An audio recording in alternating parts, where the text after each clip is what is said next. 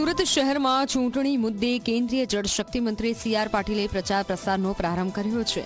ભાજપના કાર્યકરો અને નેતાઓએ જનસેવા સંકલ્પ લેવડાવ્યો. 120 જેટલા કોર્પોરેટરોને લઈને બંધ કતારમાં ઉપસ્થિત રાખી આ સંકલ્પ લેવડાવ્યો.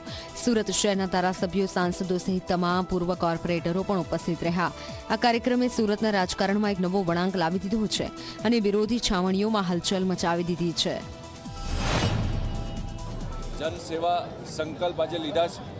આવનારા સમયમાં ભારતીય જનતા પાર્ટી સુરત મહાનગરની અંદર 120માંથી 120 ઉમેદવાર અમારા જે છે એ જીતવાના છે અને એ ઉમેદવારો જ્યારે જીતીને આવશે ત્યારે લોકોની સેવા માટે, જનસેવા માટે કામ કરવાના છે. ત્યારે ભવ્ય વિજય સાથે બધા જ લોકો 28મી તારીખે પ્રતિનિધિ તરીકે ચૂંટાઈને આવવાના છે. ત્યારે આવનારા 5 વર્ષ સુધી જનસેવાનું કામ કરશું એ આજે સંકલ્પ લેવડાવવામાં આવ્યા છે.